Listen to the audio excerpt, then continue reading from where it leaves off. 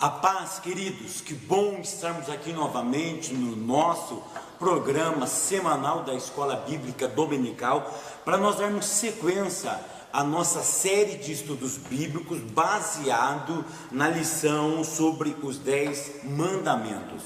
Lembra do primeiro mandamento? Tá? Está no versículo 3 do livro do Êxodo, capítulo 20, tá? Para nós não termos outro deuses, tá? Então é isso que o autor está se referindo. O primeiro mandamento estabelece a adoração somente ao Eterno, tá? E a mais ninguém. A ordem do segundo mandamento, que é o mandamento que nós vamos estudar hoje, que o segundo mandamento é: não farás imagens de escultura. A ordem do segundo mandamento é para adorar a Deus diretamente, sem intermediação, sem um intermediário de qualquer objeto, para designar sobre ídolos, sobre imagens. Nós temos Semer, nós temos Nesser, nós temos outras palavras, mas aqui é usada a palavra Pesel, tá? Que se refere a imagens esculpidas, tá? Eu quero mostrar para vocês que o motivo dessa proibição e como Deus trabalha com o pecado da idolatria, a gravidade desse pecado, a adoração a imagens, a ídolos de qualquer nação, de qualquer religião, tá? Não era apenas absurda e antibíblica. No Antigo Testamento, esse tipo de atividade era imoral, era desumana e era algo demoníaca, tá? Era imoral, porque estava relacionada à prostituição cultual nos templos e nos ritos da fertilidade. Era desumana porque havia também atividade de sacrifícios humanos, tá? E Paulo vai dizer isso em 1 Coríntios, no capítulo 10, verso 10 a 22, que ela também é demoníaca. Então eu não preciso ficar admirado de que Deus tenha ordenado em Deuteronômio, no capítulo 7, no verso 1 até o verso 11, Deus ordenou que quando o povo entrasse, o povo deveria destruir os templos, os altares e os ídolos pagãos antes ao invadir a terra de Canaã. Então quando eles iam invadir a terra de Canaã, eles tinham que destruir templos, altares e ídolos de deuses pagãos. Irmãos, preste atenção no que eu vou dizer aqui. As escrituras, para as escrituras, a idolatria, ela equivale, ela está no mesmo patamar do que a prostituição e o adultério.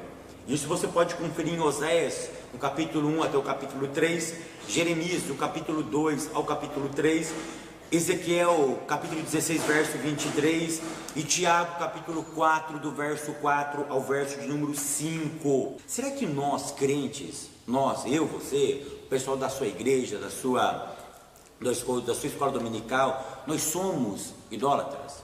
Atenta para 1 João, capítulo 5, verso 21. Olha o que diz o texto: filhinhos, guardai-vos dos ídolos.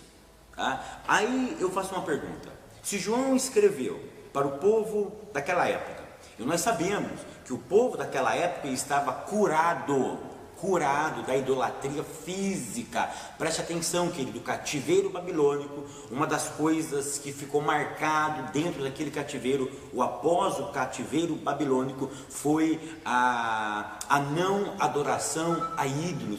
Literalmente eles foram libertos dessa mazela. Israel num todo foi livre disso daí. É claro que esporadicamente pode ter alguns que continuam nessa prática, mas no contexto geral Israel foi limpo dessa mazela. Então João diz: filhinhos, guardai-vos dos ídolos. Eu quero mostrar para vocês o seguinte, que essa foi a demonstração final do apóstolo João aos cristãos de sua época. E precisamos dar ouvido a essa mensagem nos dias de hoje. Por quê? Porque vamos definir o que é ídolo. Vamos definir o que é ídolo. Ídolo é qualquer coisa que assume o lugar de Deus. Qualquer coisa que assume o lugar de Deus é considerado um ídolo. Qualquer coisa que assume o lugar de Deus, qualquer coisa a qual nós dedicamos nossa energia e nosso tempo, ou pela qual fazemos sacrifício. tá? Pois a amamos e servimos. Então a advertência de João é necessária para os nossos tempos. Então vamos ver quais são os ídolos que nos atraem hoje, tá? Os ídolos que atraem o povo de Deus nos dias de hoje são o dinheiro, o reconhecimento, o sucesso, os bens materiais como carro, casas, barcos, objetos de coleção. Uma outra coisa que nos atrai também, que pode ser um ídolo, o conhecimento, ou até mesmo outras pessoas. Nós temos que tomar muito cuidado. Lembra que Deus coloca, quem vocês vão servir? Deus ou Mamon? Mamon é o Deus do dinheiro. Tem pessoas que trabalham de forma excessiva e desprezam a obra de Deus. Leva isso para a tua classe, querido. Irmãos que fazem hora extra demasiadamente. É um ídolo. É um ídolo. Pessoas que dão mais valor para o carro do que para a família, do que para Deus, é idolatria. Pessoas que veneram os filhos e por isso faz qualquer tipo de coisa, menosprezando a obra de Deus. É ídolos. Nós devemos tomar muito cuidado com isso. Pessoas que se apegam no conhecimento, e o conhecimento se torna um Deus, porque o conhecimento está acima da espiritualidade, acima da comunhão com o eterno. Isso se torna um ídolo, tá?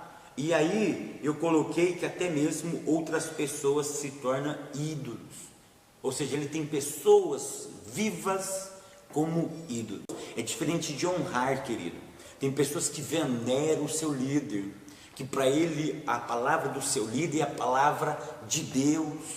Não, o seu líder transmite a palavra de Deus. Nós temos que tomar muito cuidado com isso, sabe por quê? Porque o sacerdotalismo está voltando. Preste atenção, querido. Hoje nós temos homens ícones dentro de algumas denominações. Se tira aquele homem, a denominação perde a característica básica. E a palavra de Deus diz em Filipenses 2, verso 5, a partir do verso 5 até o verso 11, que Cristo deve ser um modelo central das nossas igrejas. Paulo diz, olha, que haja em vós o mesmo sentimento que houve em quem? Em Cristo Jesus. Ou seja, ele coloca o paradigma Yeshua, ele coloca o paradigma de Jesus. Jesus é o paradigma da igreja, não é homens. E nós estamos vivendo uma época onde pessoas veneram trabalhos evangélicos. Nossa, eu preciso ir naquele monte, porque naquele monte é o lugar da bênção. Eu preciso ir naquela reunião, porque naquela reunião, daquele estado, daquela cidade, daquela igreja, realmente Deus opera. Ou seja, na tua igreja Deus não opera. Perceba que nós estamos valorizando coisas, lugares, e esquecemos de valorizar o eterno que habita dentro do meu e do teu coração. Nós temos um entendimento que, partindo de Deuteronômio, capítulo 4, do verso 12 ao verso 15, existe uma proibição de adorar o próprio Deus verdadeiro por intermédio de qualquer objeto. Então, não se deve pegar algo, tá? Pegar algo, fazer como aparência do eterno ou de qualquer outra coisa e adorar a Deus na frente desses objetos. Por quê? Porque o autor diz que o termo semelhança é temuná. Temuná, segundo o nosso autor, significa aparência, representação. Basicamente, é uma aparência externa, tá? É uma aparência externa. E nós aprendemos que o nosso Deus, ele é Espírito. Ele é Espírito, tá? Logo, logo o autor vai comentar sobre isso. O que eu quero que você leve para a sua classe, algo muito interessante. Pergunte para eles se eles sabem a diferença entre latria e dulia. Pergunte para eles, tá? O que é latria? Latria é adoração ao eterno. Latria é adoração a Deus. O que é dulia? Dulia é honra, é respeito a pessoas que serviram bem a Deus. Então o que é latria? Latria é adoração a Deus. O que é dulia? Dulia é uma honra, é uma veneração a pessoas que já passaram entre nós, mas que serviram a Deus com qualidade, que serviram a Deus de forma bíblica. Ou seja, então pessoas que passaram aqui, tá? Morreram e serviram a Deus de forma bíblica, nós devemos fazer o quê? Uma dulia para eles. Ou seja, honrá-los, respeitá-los. Aí que está o perigo. Tá? E aí que está o perigo. Muitas pessoas dizem: não, eu não adoro ele, eu venero. Eles fazem dulia. Então é por isso que vocês devem levar isso daí, tá? A diferença entre latria e dulia, tá? Latria é o serviço que nós prestamos a Deus. Dulia é a honra, é o respeito às pessoas que serviram biblicamente ao Eterno, tá? Uma outra coisa que eu quero que vocês levem para a classe é o seguinte: por que Deus proíbe a adoração a ídolos, tá? Eu vou dar 3 motivos aqui. Primeiro motivo, eu vou dar só a síntese, mas isso é muito profundo. Primeiro motivo, por que Deus proíbe a adoração?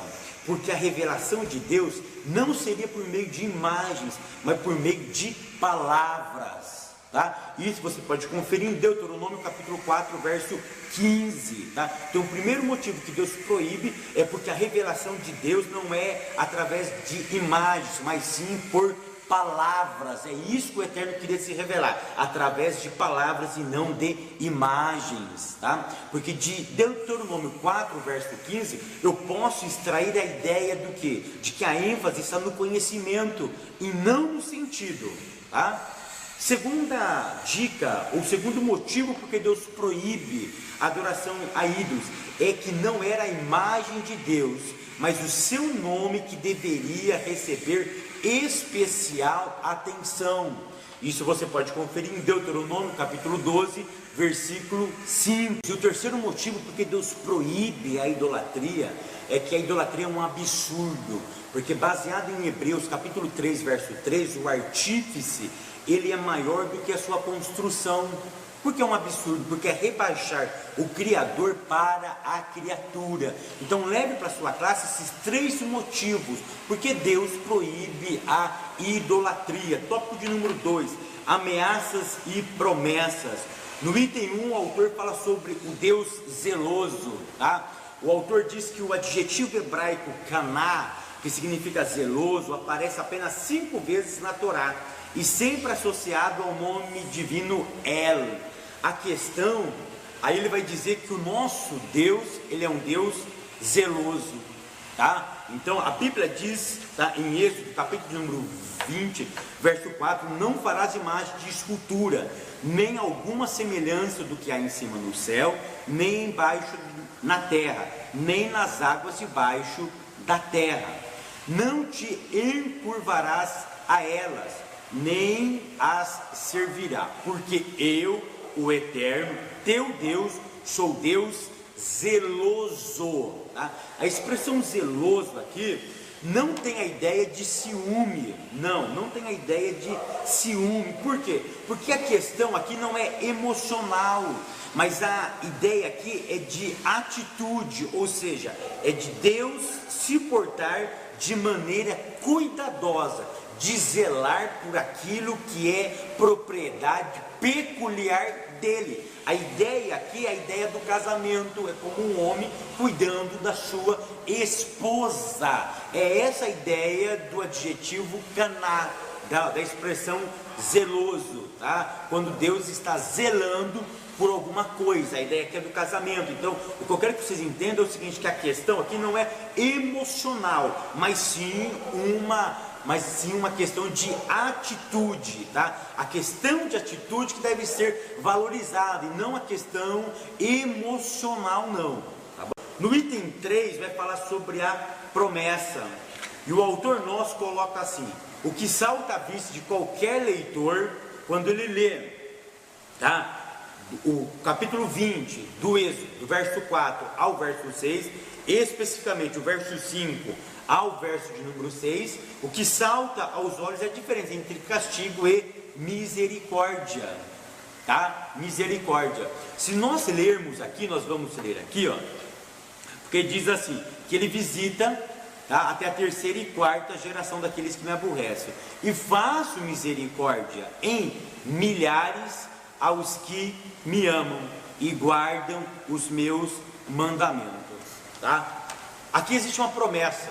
Então, primeiro ele visita a terceira e quarta geração, que isso fala sobre a intensidade, tá? Que é por um período longo, mas não é perpétuo. Uma hora isso vai terminar, tá? Mas ele faz um contraste, tá? Ele usa a palavra misericórdia, tá? O autor está querendo dizer aqui o seguinte, que a ira, ela tem menos intensidade do que a graça. Ou seja, qual é a ira de Deus? A ira de Deus, ela dura terceira, quarta geração. Mas e a graça de Deus? A graça de Deus é milhares, ou seja, ela é incontável. O autor está contrastando aqui o que? A intensidade da ira com a graça. Quanto tempo dura a ira? A ira, ela dura um período, ela dura um tempo, ou seja, ela tem fim. Mas e a graça, a misericórdia? Ela é milhares, ela não tem finidade, ela não tem limite, ela é algo infinito, ela não é limitada. Então a questão aqui, ele está contrastando a ira com a graça, tá? E o autor coloca aqui que a misericórdia em hebraico é resed, ou resed, tá? Resed em hebraico é uma das palavras que eu mais amo, tá? Depois do nome do Eterno, uma das palavras que eu mais amo, tá? Eu só vou dar só uma curiosidade para aqueles que dizem que não existe graça no Antigo Testamento. Isso é muito equivocado, porque a palavra resed, ela tem a ideia de graça, tá? Ela tem a ideia de graça, tá? Eu não vou entrar nessa questão, mas graça está no Antigo Testamento.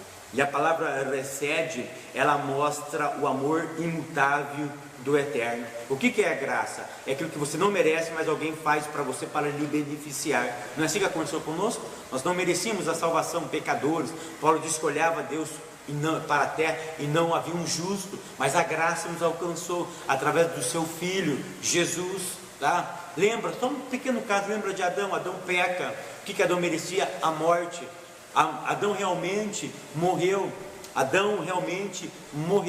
Mas o que é a graça? A graça é um favor que você não merece. Deus poderia ter fulminado Adão naquele momento, não. Mas o que Deus faz de uma forma caprichosa, de uma forma imutável, de uma forma de compaixão?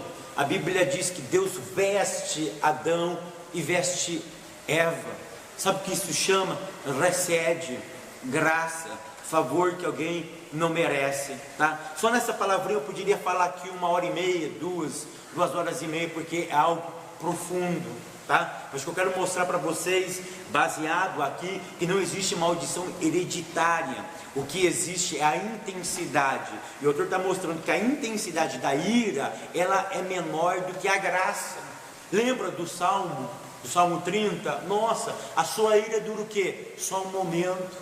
Mas no favor está a vida. O choro pode durar uma noite, ou seja, é simbólico.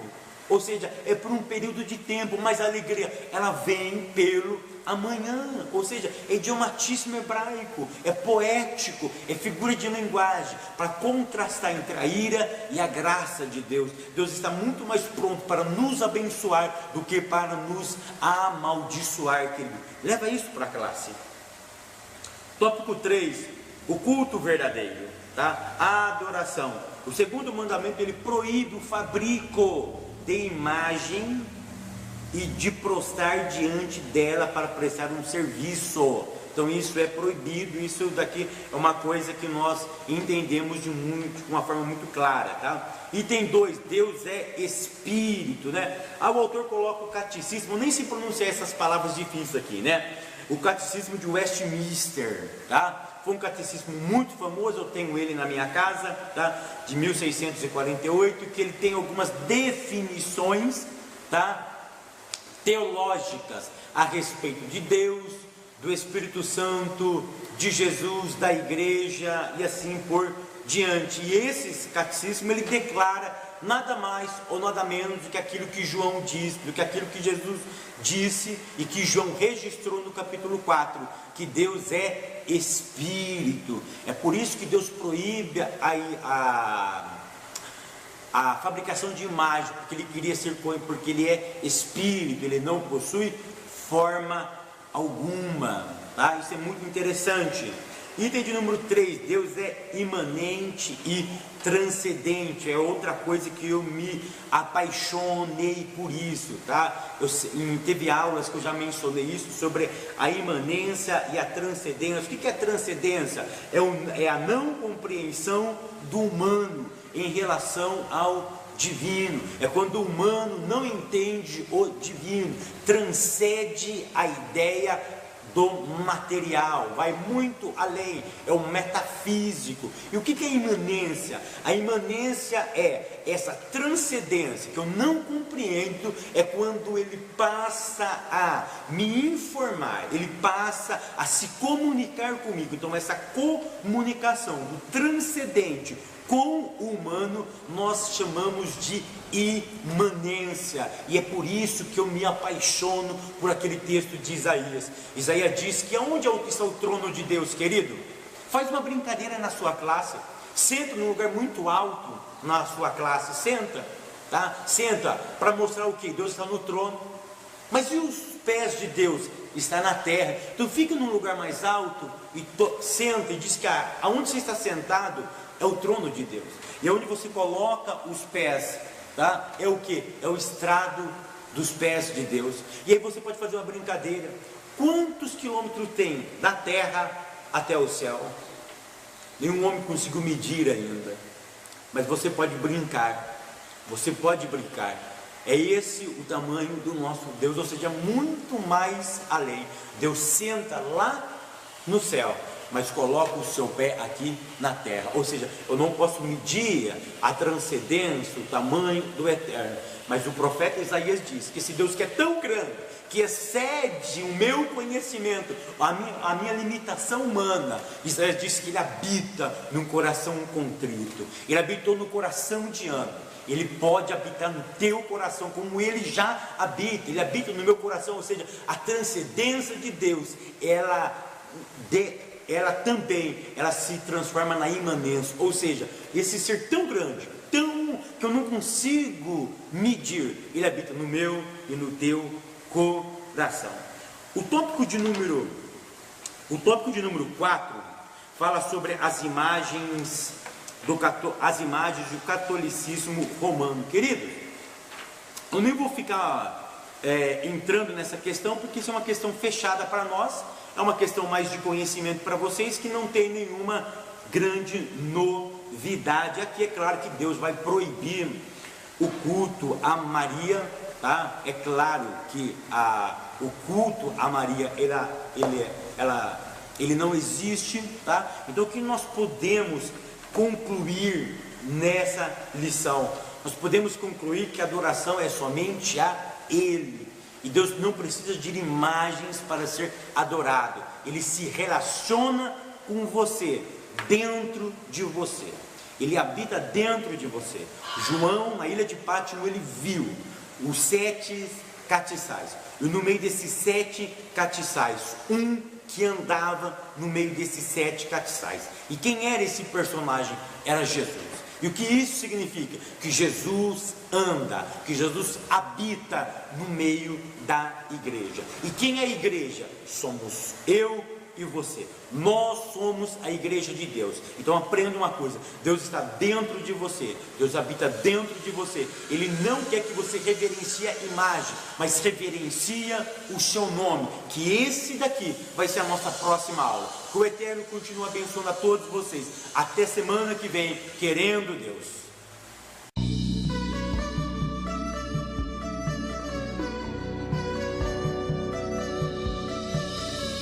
Hoje eu quero falar porque nós evangélicos não cremos em Maria. Não acreditamos que Maria possa interceder pela gente. Bem, a palavra de Deus, a Bíblia Sagrada, nos diz bem detalhado que somente devemos adorar a um Deus e somente a um Senhor. E Maria não pode fazer nada pela gente. Nós cremos na nossa crença, na crença evangélica, não seguimos a Maria. Maria não é nossa mãe. Nós temos somente um Deus.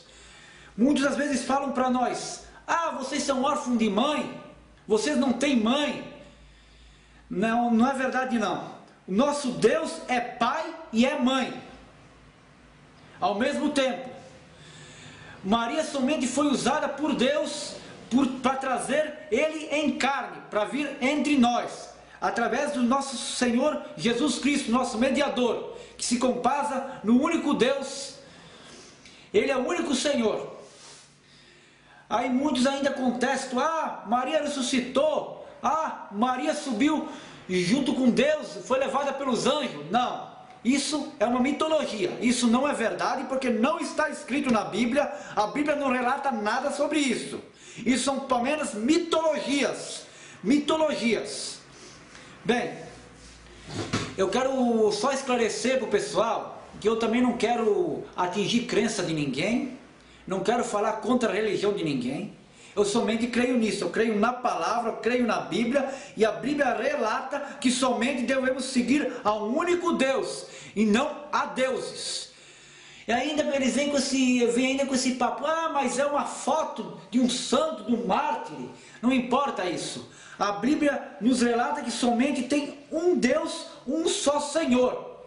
Está lá escrito lá em Êxodo 20, versículo 4. Não farás para ti imagem de escultura semelhante que há no céu, na terra, debaixo da terra, porque eu sou um Deus zeloso, santo de boas obras, e maldiçoo até a 5ª geração daqueles que me aborrecem. Bem, isso faz parte da minha crença, não que eu estou atingindo a tua, faz parte da minha crença na palavra de Deus, em Jesus Cristo. Bem, pessoal, é apenas uma gravação que eu fiz sobre esclarecendo a minha fé, e dizer que Maria somente para mim ela é uma irmã. Ela está aguardando como nós, ela desceu à sepultura como todos nós. É Jesus, amém? O nosso intercessor, junto a Deus, o formador.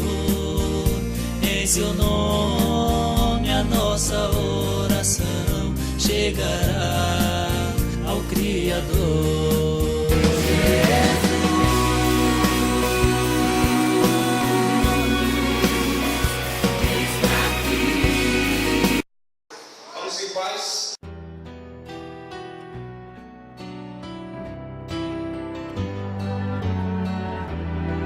Todavia as brigas deles tornaram eles inimigos. Foi aí que um dia Jesus, que era a união, que era a unidade que precisava, Jesus vai passando e ele diz para os discípulos: vamos descer até Samaria. E ele chega em Samaria e senta num poço. A Bíblia Sagrada diz que ele está sentado no poço e vem uma mulher que além de ser samaritana ainda era prostituta. Como? Veja como ela era prostituta. A Bíblia diz que ela foi ao meio-dia porque não tinha como ela pegar água antes. Se ela fosse antes, ela seria apedrejada. Então ela nunca imaginava que ninguém esperasse ela na beira do poço. A Bíblia diz que ela vem com um vaso na cabeça, e quando ela chega na beira do poço, quem está lá? Jesus. Jesus era judeu. Ele olha para ela e diz assim: tem água de beber.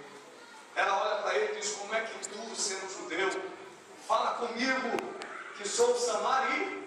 Ela está dizendo: você tem uma religião e eu tenho outra, e as nossas religiões não se falam. Nós não temos nada em comum, pelo contrário, tínhamos tudo em comum. Quem era o comum dos dois? Quem? Deus era o comum dos dois. O único problema era que cada um estava defendendo o que acreditava, o que havia sido ensinado, não o Deus verdadeiro.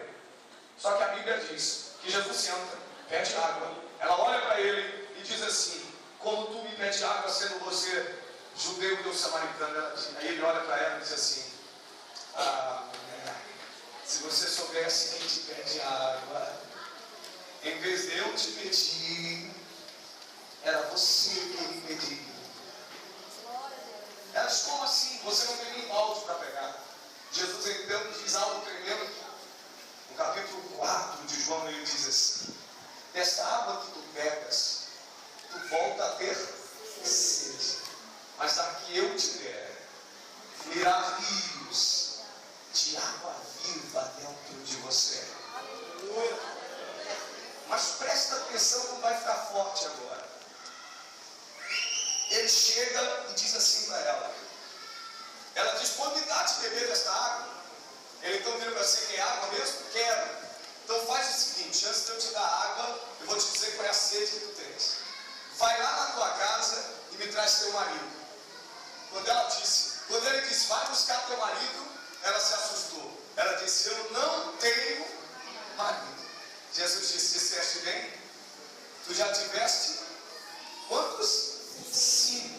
E o que tu tens não é teu. Se não era dela, era de quem? De outra. E se era de outra, ela era o quê? Prostituta. Não é forte? Mas sabe o que é interessante, querido? Veja como é lindo. Jesus disse qual era a sede dela. Ela casou uma vez, não foi feliz. Tentou a segunda vez, não foi feliz. Tentou a terceira vez, não foi feliz. Tentou a... não foi feliz. Tentou a... não foi feliz. E ela estava tentando pela última vez. E ainda não era o quê? Jesus disse, eu sei qual é a tua sede. Aí ela fala de outra sede de dentro, que é aqui onde eu quero terminar essa palavra. Ela diz assim, o meu povo diz que se deve adorar a Deus lá nos montes. O meu povo samaritano diz que se adora a Deus lá em cima. E havia uma tradição samaritana de adorar a Deus em cima dos. Só que ela diz, e o teu povo, Jesus, diz que se adora em Jerusalém. Diz que adora onde? Aí rachou a cabeça dela. E agora, me diz de verdade, aonde é que a gente pode te adorar? Aleluia, Deus. Talvez seja essa a sua pergunta. Talvez seja essa, deve ser essa a sua pergunta. Esquecendo tradições, esquecendo religiões, você precisa perguntar a Deus aonde e como você pode adorar. Aleluia. Ele vira para ela e diz assim, haverá um tempo que nem aqui, nem em Jerusalém, nem lá nos montes se adorará mais ao Senhor. Só adorarão o Senhor. Mas esse tempo é hoje. Deus busca os verdadeiros adoradores. Aqueles que adoram ao Pai em espírito e verdade. Poxa, vou te conhecer, padre, pela primeira vez. Prazer, minha filha. Primeira vez que eu estive pessoalmente. Tudo bem? O Júnior já está Nosso acostumado caminho com já tinha se ele. encontrado, né? É verdade, pelos amigos. Pelos amigos que prestaram o coração e a técnica desde o trabalho do ano passado. Estou muito feliz de poder contar, gravar lá no estúdio de vocês. É verdade. Ver aquela bênção ali. Tiago lugar tão Espíndola, especial. André Espíndola e a minha amigona, pastora Ludmila Ferber. Meu Deus do céu. É verdade. Sou intercessora a Cris, Ah, é verdade, a esposa do Cris. André. Poxa, é verdade, os amigos já tinham se encontrado e agora pessoalmente a gente se Prazer encontra conhecê-la, viu? por uma causa tão linda, né? Com certeza. Que é o Hospital do Câncer de Barretos. E hoje é a primeira vez que uma pessoa evangélica vai participar. É mesmo? Que maravilha, Que vai fazer né? parceria com o hospital. Não, a gente já fez agora em julho. Falando no programa. E no programa eles sempre traziam, né, o padre, porque o hospital é da Fundação Pio XII, né? Uhum.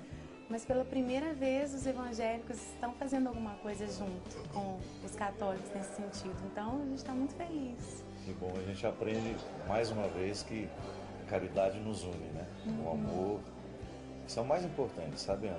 Toda essa minha experiência como evangelizador, ter a oportunidade de me alimentar do trabalho dos evangélicos, de ter pessoas que eu paro para ouvir, para me alimentar misticamente, o que mais me fascina é isso, o quanto que Jesus é capaz de congregar, muito mais que não deve, eu acho que muito mais que a gente prestar atenção nas nossas diferenças, a gente tem que prestar atenção no que nos une. Amém. É um prazer encontrar aqui, lhe dizer pessoalmente que você me faz muito bem. Obrigada. O seu ministério me enriquece muito, muito mesmo. Muito Há muitos obrigada. anos e hoje ter a oportunidade de lhe dizer isso pessoalmente. Obrigada. Obrigado, Que viu? Deus continue abençoando o Senhor também. Sabe que a gente ora pela sua vida. Amém. E a gente acredita, né, que o Espírito Santo está agindo muito além daquilo que a gente conhece. Né? Não está limitado às nossas placas denominacionais, mas Ele está agindo na igreja católica, na igreja evangélica, está agindo nas casas onde as pessoas não vão às vezes a uma igreja, mas Ele está agindo. Só a gente tem orado por esse Brasilzão, por esse mundo. Amém. Amém.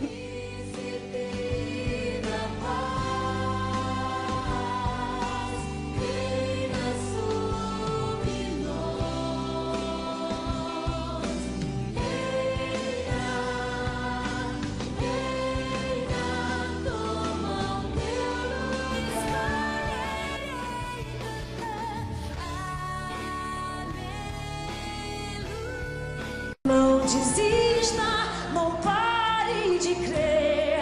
Os sonhos de Deus jamais vão morrer. Não desista, não pare de lutar. Não pare de adorar.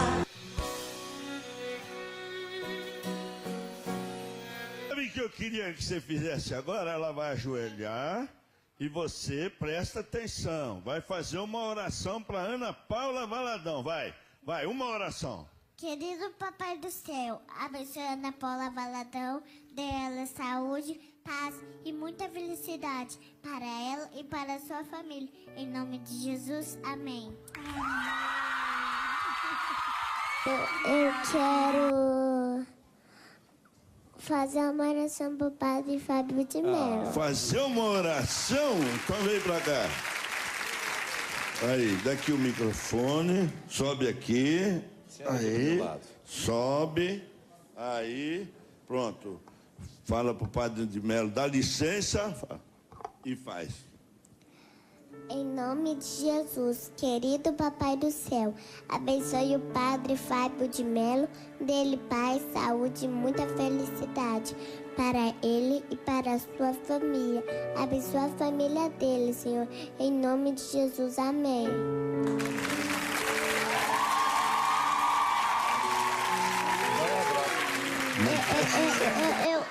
Eu quero cantar uma música com o Padre Fábio de Mello, sabe? Você quer cantar Que uma? música que você vai cantar? É que eu sei. Qual que você Que sabe? música que você sabe do Padre? Sei aquela. Espírito Santo, vinde. Você agora. Falar em mim, Espírito Santo, vinde, orar em mim. Vem cá, canta aqui coisa. Vinde curar, vinde Vem cá aqui. libertar. Ah, já quer fazer a coreografia também. Vai. Vamos? Vai, vamos lá. Incendeia minha alma, incendeia minha alma. Vira pro auditório lá, isso. Incendeia minha alma, Senhor.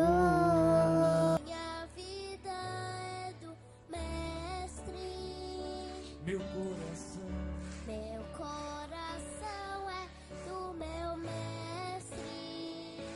o meu caminho, O meu caminho é do Mestre. Minha esperança é meu Mestre. agora eu começo. A minha vida é do Mestre. A minha vida é do Mestre. Você, Meu coração é do meu Mestre. o meu caminho é do Mestre. Juntos. Minha esperança é meu Mestre.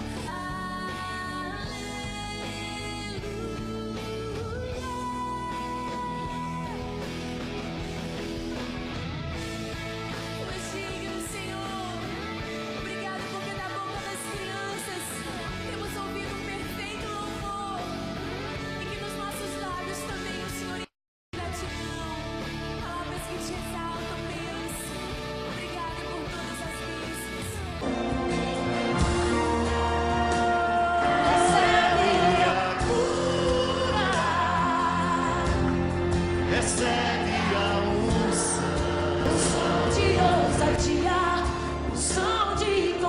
desista, unção de multiplicação. Recebe